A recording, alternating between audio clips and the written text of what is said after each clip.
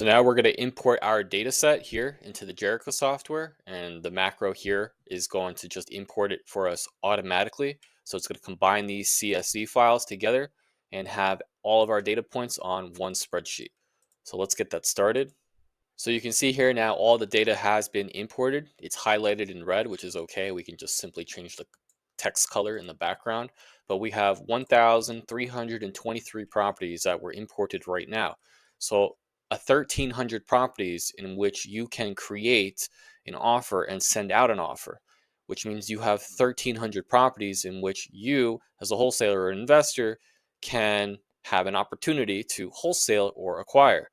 Let's verify that the data was indeed imported correctly by simply looking at the total row count for one of these CSV files, and then we'll combine it. So we have 215, and let's pull up the other CSV file. I think this one was 1100. 1108. So we're going to add 1108 to this one. So we have 1,323. If we go into our total data set that was combined in the Jericho software, we can see here that all the data was indeed imported correctly. So now we're just going to change the filtration here. We're going to make this look nicer. And now we're going to get started on actually filtering the data set to our liking. So the first thing that I want to do is I want to figure out the equity that's associated with these properties listed here in column A. So the best way to do that is we're going to take the MLS amount and we're going to subtract that by the loan one balance. So I need to insert a column here, and I'm going to name that column equity.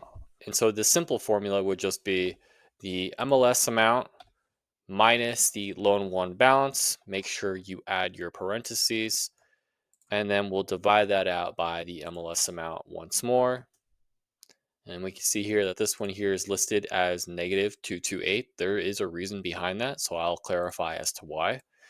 We're then going to go back into the home tab here on Excel, and we're going to change that to a number. And we only need one decimal place, and we're going to actually change that to a percentage as well. So now that that's been addressed, we're going to right click on that cell, and it's going to calculate the approximate equity for that property based off of the loan one balance for that specified property. Now, we don't need the total encumbrance for all of these properties. We simply need the loan one balance because we're sending out an initial offer for the seller to review, a letter of intent. So during the final underwriting phase, when you do have a bona fide yes from the seller or agent that they do want to pursue further with you as the wholesaler or as the investor for your creative finance subject to acquisition, that's when you would do a final underwriting and you would make sure that there aren't any other second or third position loans on the property or any external liens such as a HOA lien. But because we're just sending out a LOI, we really don't need the total encumbrance. We just need to know what the loan one balance is to have a approximation of what the equity is on this current property. So now you might be asking yourself, well, hang on, why are all these values here largely negative? Well, it's actually pretty simple. If you look here on the MLS amount, we can see here that these 4-digit MLS listing amounts, they're 4 digits for a reason because they are the rental price for that property.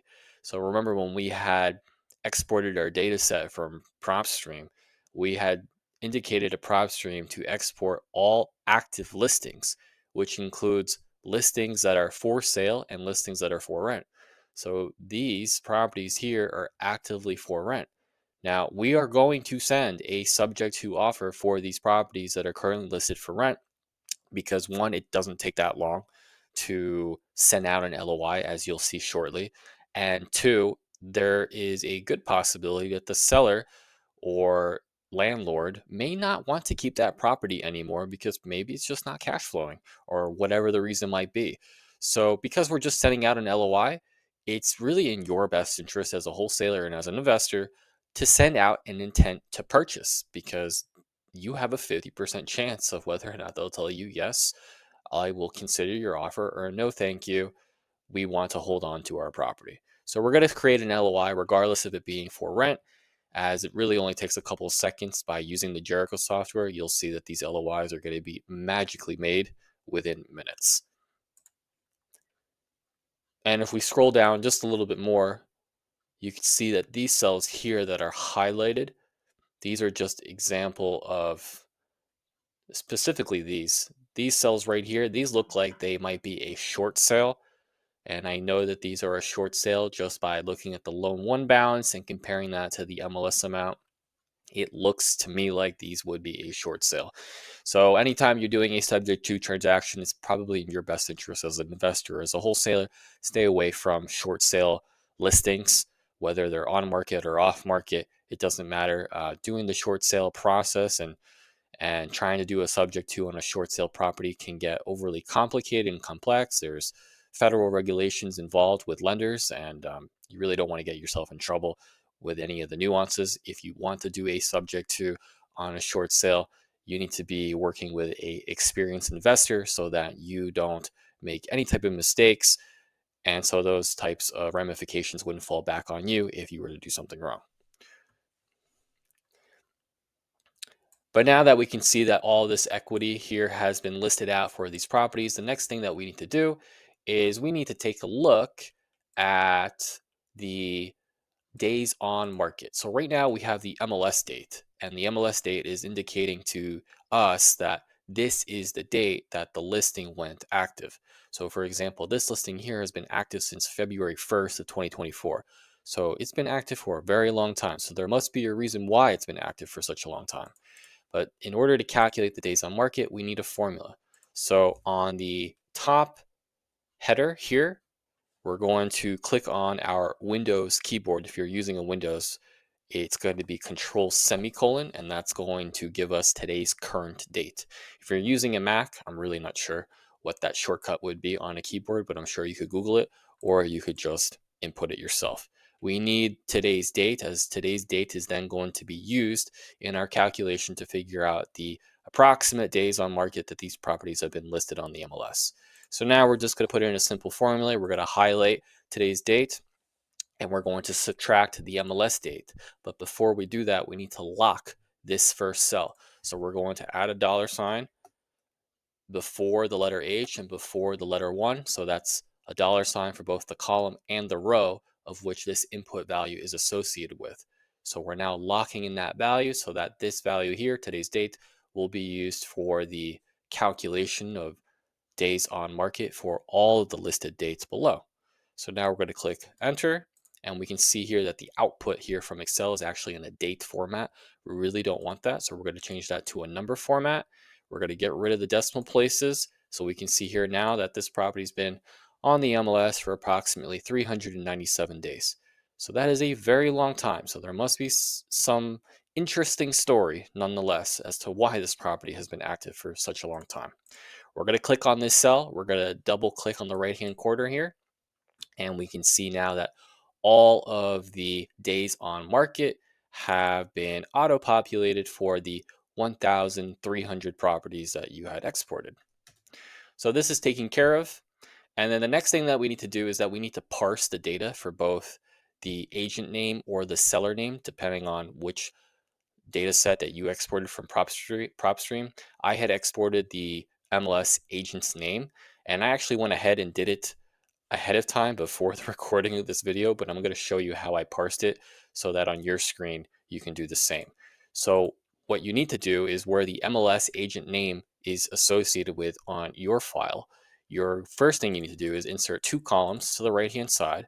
The reason why is because we're going to be using a functionality here in the data section here from Excel, and we're going to click text to columns. And we're going to be doing a text to columns, which then is going to separate the first and last name of the agent or seller's full name. And you also need these two columns here on the right hand side because sometimes Excel will overlap your existing data, and we don't want that to happen. So as a precautionary safety, we're going to insert two columns here to the right hand side. Now on your spreadsheet, you're going to click on text to column. You're going to make sure that this is associated with delimited. You're going to click on next, and you're going to click on your delimiter. Now for me, the delimiter is a space value. Now again, I had done this ahead of time before the recording, but I am going to show you how it is that I was able to parse the first and last name. So Propstream always parses the data through a space as the delimiter. Sometimes it'll come out as a comma as well. So whatever your delimiter is the one that you want to select. So for me, it was a space. For you, it might be a comma. It might be first name, comma, last name. And when you do so, you'll see 3 columns here listed on the right-hand side, on the bottom hand side. On the bottom portion here, you'll see 3 separate columns. You're only going to import the first column, and the second 2 columns you're going to select those 2 columns, and you're going to say do not import. If you do end up importing it, then those 2 columns will then show up in the columns here on your screen that you had just inserted. So maybe we could do a quick example. I'm going to click on column A, and I'm going to click on text to column. My delimiter is going to be a space as indicated here by the property addresses. I'm going to click on next, and we're going to click on space, and we can see here now that we have 4 separate columns. So we're going to click on next again, and we can see here that the address has been numerically separated by the street address name. So there seems to be two street address names. So for example, we have Vintage and then Way, and then we also have the street number, which is 1190 from column A, row 2. So this is just an example. So when you do end up parsing your data on Excel, just make sure you're only including the first column, and these extra columns here, you're going to click on do not import like this, as so. Do not import. Make sure you're actually clicking into the data preview. And once you do, you click on finish. So that will take care of the MLS agent name. You want to make sure that you are separating the MLS agent name by first and last name, because there's no need to be sending out an LOI or an email with the person's first and last name. That's a little awkward, and that might be a little too personal, and it's not very polite. So just stick with the first name, and you can see here that I've already done that. So this data now is pretty much ready to go. There's not much more we need to prepare a cash and subject to offer. What I will start doing now is start filtering out the equity, and I'm going to filter out the equity by a color format. So it'll be easier for us to visually see, and it'll be easily accessible when we're trying to target specified properties with our initial LOIs. So let's set a filter now, and make sure when you're setting out a filter that you're only selecting the columns of which that you're working in. Do not click on the entire row 1. If you do so, you might end up getting a error that says that you're not able to filter the data, or that there's some merged cells on the spreadsheet. Make sure you don't do that. Make sure you're only filtering the columns that you're working in. So now let's click on equity, and we're going to go back to the home tab here, and we're going to click on conditional formatting, and we're going to start highlighting these cells with a specified interval. And the interval that we're going to be using is for a tier 1 subject to acquisition. A tier 1 subject to acquisition is going to be from negative 16% equity all the way up to a positive 13% equity. Now, the reason why I'm choosing a negative number is because if I quickly scroll down just ever so slightly, you can see here that I actually have a property here that is actively listed on the MLS with negative equity. It's listed for $340,000 and the loan balance is $356,000. So it's a perfect subject to acquisition, because they're completely underwater, and we might be able to offer them, $10,000 depending on the property itself and its condition, but there's a good possibility that they'll actually walk away with money in their pocket, as opposed to writing a check at closing for the difference that they owe between what it's worth and what is remaining on the mortgage. So, perfect example as to why we want to include the negative portion of the equities, because it is a prime sub 2. So let's go back into our equity column, highlight it, click conditional formatting, click on between.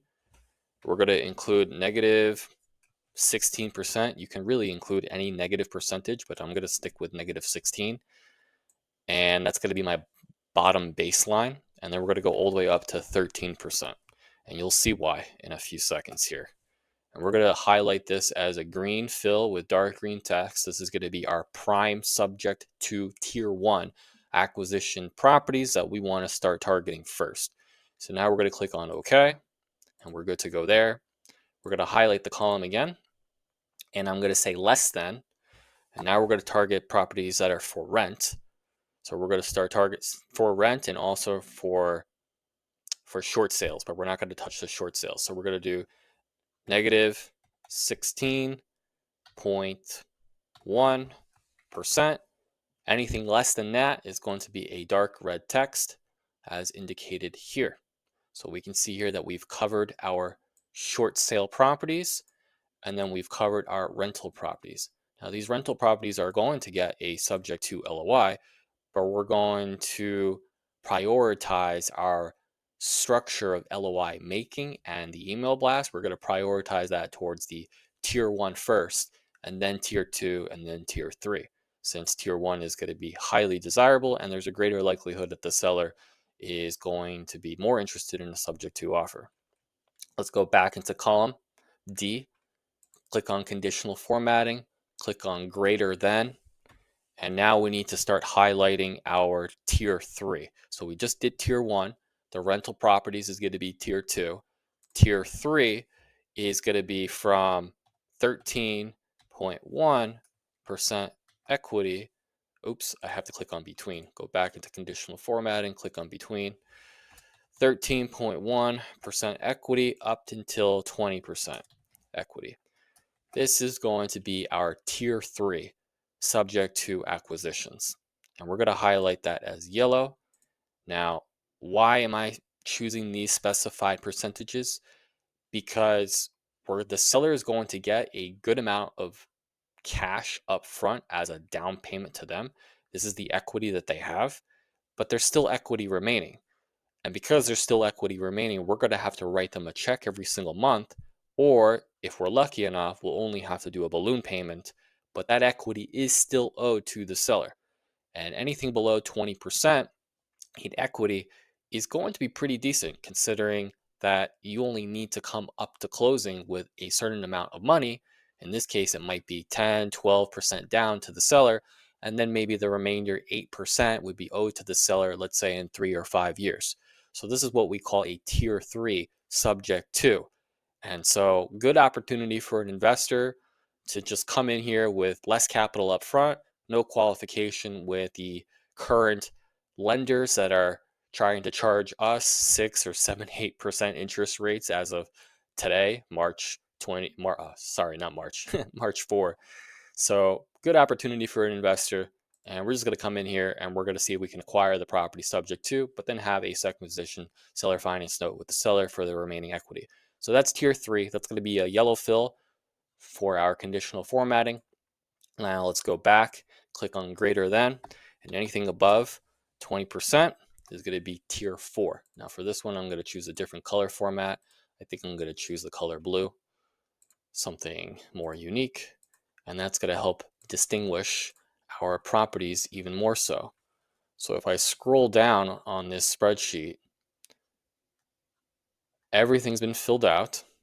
Let's go back, and now let's sort it from smallest to largest, and we're ready to go. So we've got our rental values here that have just been indicated in red. And so it looks like we have about 30 properties or 30 LOIs that are going to be sent out for these currently actively listed for rent properties. They're still going to get a subject to LOI from us. These look like they're going to be a short sale. We're going to stay away from those. But the tier 1 that we're going to be focusing in on today's lesson is going to be everything highlighted in green. So now that the conditional formatting has been adjusted, we need to get rid of the MLS status for sold. So we're going to uncheck this and we're going to click OK. We don't want to be targeting properties for LOIs for properties that have been recently sold. So now let's take a look at the tier 1, and tier 1 is highlighted in green. And let's see how many properties that we can target for a subject to acquisition. So, according to this, we have 466 properties that are going to make a great subject to acquisition. So, if you have 466 properties, and let's say you are able to get 1% of these properties converted to a subject to deal, well, now you have four properties, right? So we're going to have four properties. Each of you are going to maybe get between $10,000 to $20,000 in assignment fee if you're wholesaling this. And so, with that being said, you're going to easily have a minimum of $40,000 by simply assigning these properties to an end buyer, to an investor, and these properties will more than likely close within 2 or 3 weeks if it's a good property. So this is one of the reasons why wholesaling real estate is so profitable and so lucrative, is because you can make a lot of money up front quickly, and it really just comes down to a numbers game. The more offers you're able to make, the greater likelihood that there is of you cashing in a very large paycheck. So the tier 1 has been selected, and everything that is highlighted in yellow, these are going to be our tier 3, and it looks like we have about 93 properties there. These are what we consider a hybrid offer as well. I'm using interchangeable terminology here just so you get more familiar with the real estate lingo, but these are also called hybrid offers, and they seem to be pretty decent, although it looks like these interest rates are pretty high. And then, of course, we have our tier 4, which we really don't want to touch at all.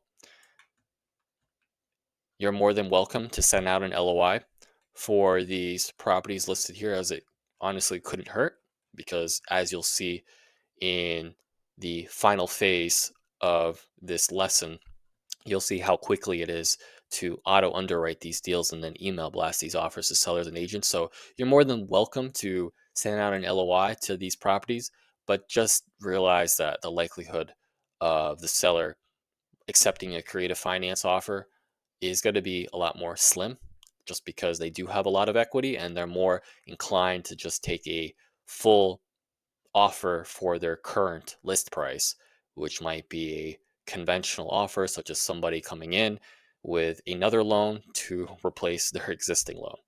So, this wraps up the filtration process that I use when looking at exported data from Propstream. And so, in the final phase of today's lesson, we're going to then copy and paste the necessary information into the Jericho software itself, where we'll then use the auto creation for the subject to LOIs, and you'll see just how fast these subject to LOIs will be created. Once the subject to LOIs have been created, we're then going to email blast these LOIs to the seller or to the agent.